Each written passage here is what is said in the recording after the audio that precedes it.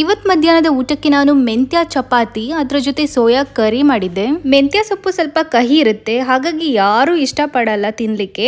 ಈ ಥರ ನೀವು ಚಪಾತಿ ಮಾಡಿಕೊಂಡು ತಿಂದರೆ ಯಾವಾಗಲೂ ಮಾಡ್ಕೊಂಡು ತಿನ್ನಬೇಕು ಅಂತ ಅನಿಸುತ್ತೆ. ಅಷ್ಟು ರುಚಿಯಾಗಿರುತ್ತೆ, ಅಷ್ಟು ಚೆನ್ನಾಗಿರುತ್ತೆ. ನಾವು ಡೈಲಿ ಊಟ ಮಾಡೋದು ರೈಸ್, ಬಟ್ ಆದ್ರೂ ಮಧ್ಯದಲ್ಲಿ ಒಂದೊಂದ್ಸಲ ನಾನು ಈ ಥರ ಚಪಾತಿ ರೋಟಿ ಏನಾದರೂ ಮಾಡ್ಕೊಳ್ತೀನಿ. ಈ ಮೆಂತ್ಯ ಚಪಾತಿ ಮತ್ತು ಸೋಯಾ ಕರಿ ಇದೆಯಲ್ಲ, ಇದು ತುಂಬಾ ಹೆಲ್ದಿ ಆಗಿರುವಂಥ ರೆಸಿಪಿ. ಆರೋಗ್ಯಕ್ಕೆ ತುಂಬಾ ಒಳ್ಳೆಯದು ಈ ಮೆಂತ್ಯ. ಸೋಯಾ ಕರಿ ಮಾಡಲಿಕ್ಕೆ ಫಸ್ಟ್ ಸೋಯಾ ಚಂಕ್ಸ್ ಅನ್ನು ಬಿಸಿ ನೀರಿನಲ್ಲಿ 2 to 3 ಮಿನಿಟ್ಸ್ ತನಕ ನೆನೆಸಿಡ್ತೀನಿ.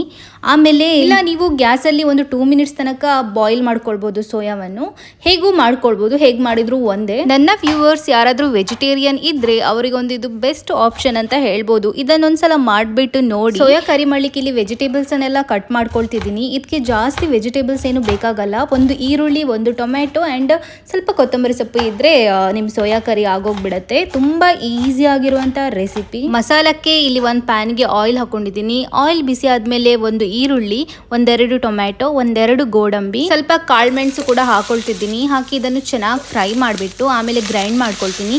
ಗ್ರೈಂಡ್ ಮಾಡ್ಕೊಳ್ಳುವಾಗ ಒಂದೆರಡು ಸ್ಪೂನು ಹುರಿಗಡಲೆ ಬರುತ್ತಲ್ವಾ, ಕಡಲೆ, ಅದನ್ನು ಹಾಕೊಳ್ತೀನಿ 1-2 ಸ್ಪೂನು. ಆಗ ಟೇಸ್ಟ್ ಗ್ರೇವಿ ಇದೆಯಲ್ಲ, ಗ್ರೇವಿದು ಟೇಸ್ಟ್ ತುಂಬ ಚೆನ್ನಾಗಿ ಬರುತ್ತೆ. ಆ್ಯಂಡ್ ಅದ್ರ ಜೊತೆಗೆ ಒಂದು ಸ್ವಲ್ಪ ಕೋಕೋನಟ್ ಹಾಕೊಳ್ತೀನಿ. ನೆಕ್ಸ್ಟ್ ಸ್ವಲ್ಪ ನೀರು ಹಾಕ್ಕೊಂಡು ಸಣ್ಣದಾಗಿ ಗ್ರೈಂಡ್ ಮಾಡಿ ಇಟ್ಕೊಳ್ತೀನಿ. ನೆಕ್ಸ್ಟ್ ಸೋಯಾದಲ್ಲಿರುವ ನೀರನ್ನೆಲ್ಲ ಸ್ಕ್ವೀಸ್ ಮಾಡಿ ಅದನ್ನು ಮ್ಯಾರಿನೇಟ್ ಮಾಡಿರ್ತೀನಿ. ಒಂದು 30 ಮಿನಿಟ್ಸ್ ಮ್ಯಾರಿನೇಟ್ ಮಾಡಿರ್ತೀನಿ.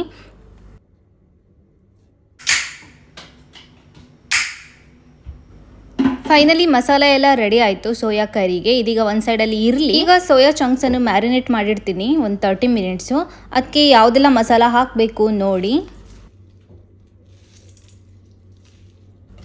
ಫಸ್ಟ್ 1-2 ಸ್ಪೂನು ಕರ್ಡ್ ಹಾಕೊಳ್ತೀನಿ and 1-2 spoon red chilli powder. ಸ್ವಲ್ಪ ಜಾಸ್ತಿನೇ ಹಾಕ್ಕೊಳ್ತೀನಿ, ಯಾಕಂದರೆ ಎಕ್ಸ್ಟ್ರಾ ನಾನು ಗ್ರೇವಿ ಮಾಡುವಾಗ ಮಸಾಲೆ ಎಲ್ಲ ಹಾಕ್ಕೊಳ್ಳಲ್ಲ. ಸೊ ಇದರಲ್ಲೇ ಮ್ಯಾರಿನೇಟ್ ಮಾಡುವಾಗಲೇ ಎಷ್ಟು ಬೇಕೋ ಅಷ್ಟು ಹಾಕ್ಕೊಂಡು ಬಿಡ್ತೀನಿ.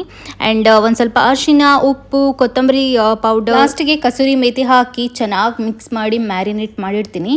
ಸೊ 30 ಮಿನಿಟ್ಸ್ ಇದೆ ಅಲ್ವಾ, ಸೊ ಅಷ್ಟರ ತನಕ ನಾನು ಚಪಾತಿಗೆ ಕಲಿಸ್ಕೊಳ್ತೀನಿ. ಮೆಂತ್ಯ ಚಪಾತಿ ಹೇಗೆ ಮಾಡೋದು ಅಂತ ತೋರಿಸ್ಕೊಡ್ತೀನಿ.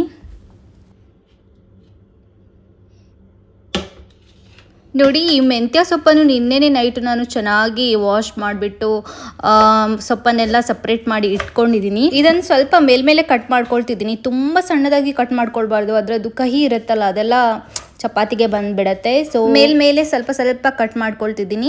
ಆ್ಯಂಡ್ ಫಸ್ಟ್ ಇಲ್ಲಿ ಒಂದು 2 ಕಪ್ ಅಷ್ಟು ಗೋಧಿ ಹಿಟ್ಟು ತೊಗೊಂಡಿದ್ದೀನಿ. ನಾವಿಬ್ಬರೇ ಇರೋದ್ರಿಂದ ನಮಗೆ ಸಾಕಾಗುತ್ತೆ. ನಿಮ್ಮ ಮನೇಲಿ ಜಾಸ್ತಿ ಜನ ಇದ್ದರೆ ಜಾಸ್ತಿ ಗೋಧಿ ಹಿಟ್ಟು ತಗೊಳ್ಳಿ. ಆ್ಯಂಡ್ ಜಾಸ್ತಿ ಮೆಂತ್ಯ ಸೊಪ್ಪು ತೊಗೊಂಡಿದ್ದೀನಿ. ಜಾಸ್ತಿನೇ ಇರಬೇಕಲ್ವ, ಜಾಸ್ತಿ ಇದ್ರೇ ಒಂದು ಹೆಲ್ದಿ ಆಗಿರುವಂಥ ಫುಡ್ ತಿನ್ಬೋದು. ಆ್ಯಂಡ್ ಸ್ವಲ್ಪ ಉಪ್ಪು, ಸ್ವಲ್ಪ ಅರಿಶಿನ and red chilli powder, ajwain ಹಾಕ್ಕೊಳ್ತಿದ್ದೀನಿ. ಅಂದರೆ ಓಂ ಕಾಳು ಬರುತ್ತಲ್ವ, ಅದನ್ನು ಸ್ವಲ್ಪ ಹಾಕ್ಕೊಳ್ತಿದ್ದೀನಿ. ಇದೆಲ್ಲ ಹಾಕಿದ್ರೇ ಚೆನ್ನಾಗಿ ಬರೋದು. ಆ್ಯಂಡ್ ಅದ್ರ ಜೊತೆಗೆ ಒಂದು ಸ್ವಲ್ಪ ಕರ್ಡ್ ಹಾಕಿ ಇದನ್ನು ಫಸ್ಟು ಚೆನ್ನಾಗಿ ಮಿಕ್ಸ್ ಮಾಡ್ಕೊಳ್ತೀನಿ. ನೀರು ಹಾಕ್ದೇ ಮಿಕ್ಸ್ ಮಾಡ್ಕೊಳ್ತೀನಿ. ಅದಾದಮೇಲೆ ಎಷ್ಟು ಬೇಕೋ ಅಷ್ಟು ನೋಡಿಕೊಂಡು ನೀರು ಹಾಕಿ ಮಿಕ್ಸ್ ಮಾಡಿಟ್ರೆ ಆಯಿತು. ನೋಡಿ, ಈಗ ಲಾಸ್ಟಿಗೆ ಒಂದು ಸ್ವಲ್ಪ ಆಯಿಲ್ ಹಾಕ್ಕೊಂಡು ಒಂದು 30 ಮಿನಿಟ್ಸು ಬಿಟ್ಬಿಡ್ತೀನಿ. ಆಗ ಒಳ್ಳೆ ಸಾಫ್ಟ್ ಆಗುತ್ತೆ. ಆಗ ಚಪಾತಿ ಮಾಡಲಿಕ್ಕೆ ತುಂಬ ಈಸಿ ಆಗುತ್ತೆ. ಸೊ ಈಗ ಸೋಯಾ ಕರಿ ಮಾಡಲಿಕ್ಕೆ ಒಂದು ಚಿಕ್ಕ ಕಡಾಯಿ ತೊಗೊಂಡಿದ್ದೀನಿ. ಅದರಲ್ಲಿ ಸ್ವಲ್ಪ ಆಯಿಲ್ ಹಾಕ್ಕೊಂಡಿದ್ದೀನಿ. ಫಸ್ಟು ಒಂದು ಸ್ವಲ್ಪ ಬೇ ಲೀಫ್, ಒಂದೇ ಒಂದು ಬೇ ಲೀಫ್ ಆ್ಯಂಡ್ ಚಕ್ಕೆ ಹಾಕ್ಕೊಂಡಿದ್ದೀನಿ. ಅದು ಚೆನ್ನಾಗಿ ಫ್ರೈ ಮಾಡಿ ಆದಮೇಲೆ ಅದಕ್ಕೆ 1-2 ಸಣ್ಣದಾಗಿ ಕಟ್ ಮಾಡ್ಕೊಂಡಿರುವ ಈರುಳ್ಳಿ ಹಾಕ್ಕೊಳ್ತಿದ್ದೀನಿ. ಇದು ಈರುಳ್ಳಿ ಸ್ಮೂತ್ ಆದಮೇಲೆ 3-4 ಹಸಿಮೆಣಸಿನ್ಕಾಯನ್ನು ಕಟ್ ಮಾಡ್ಕೊಂಡು ಹಾಕ್ಕೊಳ್ತಿದ್ದೀನಿ. ಸ್ವಲ್ಪ ಖಾರಕ್ಕೆ ಚೆನ್ನಾಗಾಗುತ್ತೆ. ಆ್ಯಂಡ್ ಲಾಸ್ಟಿಗೆ ಇದಕ್ಕೆ ಆಗ ಮಾಡ್ಕೊಂಡಿರುವ ಮಸಾಲ ಇದೆಯಲ್ಲ ಅದನ್ನು ಹಾಕ್ಕೊಳ್ತಿದ್ದೀನಿ. ಆ್ಯಂಡ್ ಅದ್ರ ಜೊತೆಗೆ ನೀರು ಎಷ್ಟು ಬೇಕಂತ ನೋಡ್ಕೊಂಡು ಹಾಕಿ. ಆ್ಯಂಡ್ ಸೋಯಾ ಬೇಯುವಾಗ ಕೂಡ ಅದರಲ್ಲಿ ಕೂಡ ನೀರು ಬಿಡುತ್ತೆ, ಸೊ ನೋಡ್ಕೊಂಡು ಹಾಕಿದ್ರೆ ಆಯಿತು. ಸೊ ನಾನು 1 ಗ್ಲಾಸಷ್ಟು ನೀರು ಹಾಕಿದ್ದೀನಿ ಅಷ್ಟೇ. ಇದನ್ನೀಗ ಸರಿಯಾಗಿ ಕುದಿಲಿಕ್ಕೆ ಬಿಡೋಣ. ಇದು ಸರಿಯಾಗಿ ಬಾಯ್ಲ್ ಆದಮೇಲೆ, ಮಸಾಲೆ ಎಲ್ಲ ಕುಕ್ ಆದಮೇಲೆ ಅದಕ್ಕೆ ಆಗ ಮ್ಯಾರಿನೇಟ್ ಮಾಡ್ಕೊಂಡಿರುವ ಸೋಯಾವನ್ನು ಹಾಕ್ಕೊಳ್ತಿದ್ದೀನಿ. ಇದನ್ನು ಕೂಡ ಈಗ ಇದು ಚೆನ್ನಾಗಿ ಬೇಯಬೇಕು. ಒಂದು 10 to 15 ಮಿನಿಟ್ಸ್ ಲೋ ಫ್ಲೇಮಲ್ಲಿ ಇಟ್ಬಿಡ್ತೀನಿ. ಇದು ಚೆನ್ನಾಗಿ ಬೇಯಲಿ.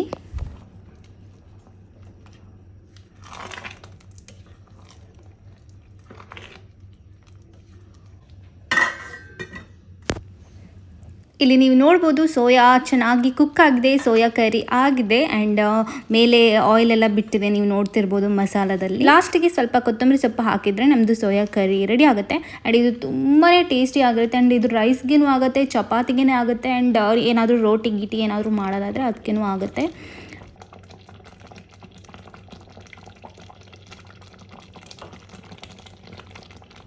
ಇಲ್ಲಿ ನಮ್ಮದು ಚಪಾತಿ ಹಿಟ್ಟು ಕೂಡ ರೆಡಿ ಆಗಿದೆ.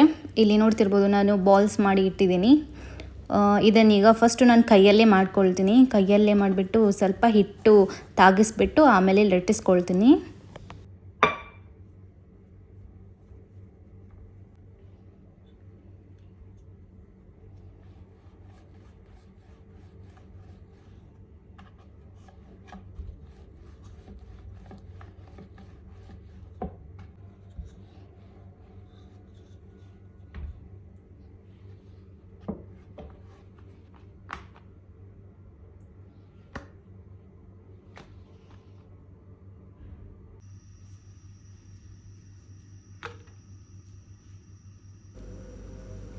ಇದಕ್ಕೀಗ ನಾನು ತುಪ್ಪ ಹಾಕ್ಕೊಳ್ತೀನಿ. ನೀವು ಆಯಿಲ್ ಬೇಕಾದ್ರೂ ಹಾಕ್ಕೊಳ್ಬೋದು. ತುಪ್ಪ ಹಾಕಿದ್ರೇ ಒಂದು ಚಪಾತಿ ರೋಟಿ ಎಲ್ಲ ತುಂಬ ರುಚಿಯಾಗಿರುತ್ತೆ. ಆ್ಯಂಡ್ ನಿಧಾನವಾಗಿ ಕಾಯಿಸ್ಕೊಂಡ್ರೆ ನಮ್ಮದು ಮೆಂತ್ಯ ಚಪಾತಿ ರೆಡಿ ಆಗುತ್ತೆ. ಈ ರೆಸಿಪಿಯನ್ನು ನೀವು ಒಂದ್ಸಲ ಮನೆಯಲ್ಲಿ ಟ್ರೈ ಮಾಡಿದರೆ ಪ್ಲೀಸ್ ಕಮೆಂಟಲ್ಲಿ ಹೇಳಿ ಹೇಗಾಗಿತ್ತು, ಯಾವ ಥರ ರುಚಿ ಹೇಗಿತ್ತು ಅನ್ನೋದನ್ನು ಶೇರ್ ಮಾಡಿ. ಆ್ಯಂಡ್ ವಿಡಿಯೋ ಇಷ್ಟ ಆದರೆ ಒಂದು ಲೈಕ್ ಕೊಡಿ. ಹಾಗೆ ಯಾರೆಲ್ಲ ಸಬ್ಸ್ಕ್ರೈಬ್ ಮಾಡದೆ ವಿಡಿಯೋ ನೋಡ್ತಿದ್ದೀರಾ ಪ್ಲೀಸ್ ಸಬ್ಸ್ಕ್ರೈಬ್ ಮಾಡಿಬಿಟ್ಟು ವಿಡಿಯೋ ನೋಡಿ.